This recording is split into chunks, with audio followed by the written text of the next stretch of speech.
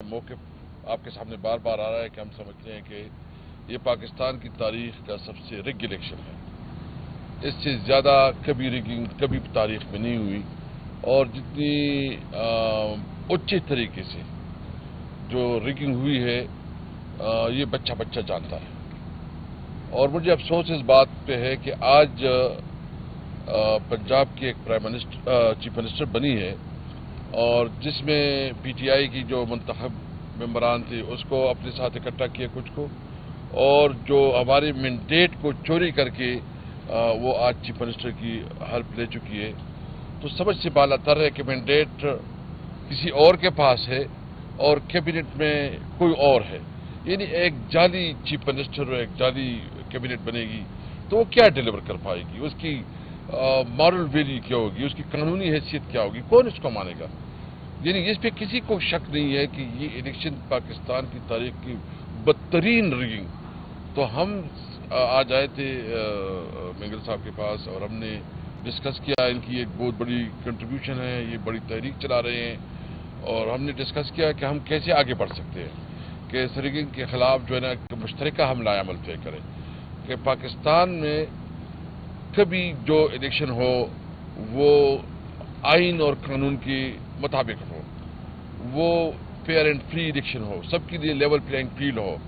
تو اس پہ ہم ایک سمجھتے ہیں کہ جتنی بھی پولیٹیکل پارٹیز ہیں، سندھ میں جی ڈی اے اور اس کا ایک الائنس ہے، بلوچستان میں بھی ایک الائنس ہے، یہاں پنجاب میں بھی تو جماعت اسلامی اور کے ساتھ بھی ہماری بات ہو چکی ہے. تو ہم کوشش کر رہے ہیں کہ پاکستان میں آئین اور قانون کی بالادستی کے لیے، فیئر اینڈ فری الیکشن کے لیے اور عوام کی ووٹ کو عزت کے لیے ہم جو ہے نا اکٹھے ہوں، اور ہماری جو ہے نا ایک متفقہ اس کے اوپر ہم مشاورت کر رہے ہیں، اور اس کے لیے آگے اسٹریٹجی بھی ہم بنائیں گے.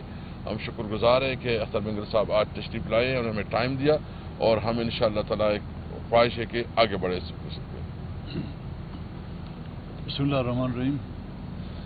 میں کیسر صاحب کو، بیرسٹر صاحب کو اور پاکستان تحریک انصاف کے تمام اکابرین کا مشکور اور ممنون ہوں کہ وہ آج آئے یہاں پر.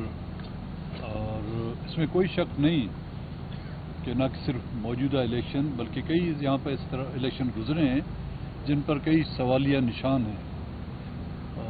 لیکن میں نے پہلے بھی کہا یہ الیکشن ایک بالکل منفرد الیکشن ہے، اور اس کے نتائج جو ابھی بھی آ رہے ہیں. میرے خیال میں یہ الیکشن کو 20 دن تک عرصہ گزر چکا ہے، لیکن ابھی تک نتائج جو ہے نا وہ آنے شروع ہو گئے ہیں، اور کب تک یہ چلتا ہے سلسلہ وہ بھی ہمیں دیکھنا ہوگا.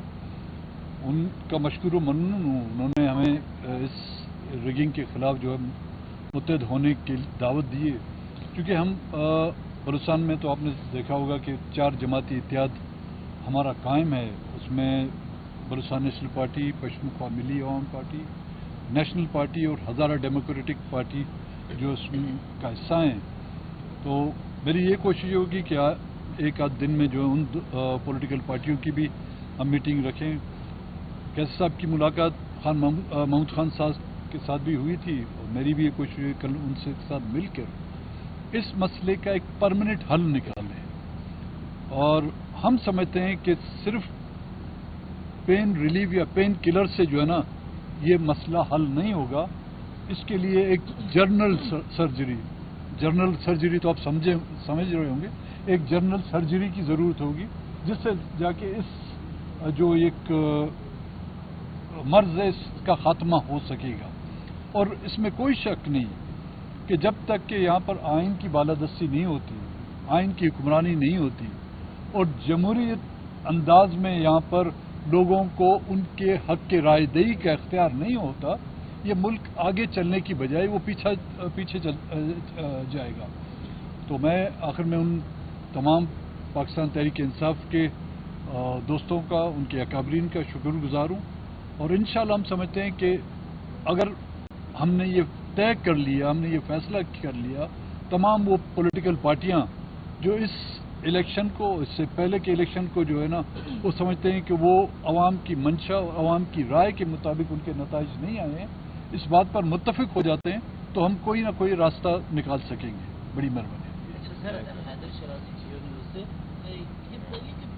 پیچھے یہ اس طرح شکوہ بھی بلوچستان کے رہنماؤں کا اکثر یا وہاں کے جو نوجوان ہیں زیادہ کرتے ہیں کہ جس وقت دیگر سیاسی جماعتوں کو مسائل ہوتے ہیں تب وہ بلوچستان کی سیاسی قیادت کے ساتھ رابطہ کرتے ہیں، جب بلوچستان کے لوگوں کو مسئلہ ہو تو تب وہ ان کے ساتھ رابطہ نہیں کرتے.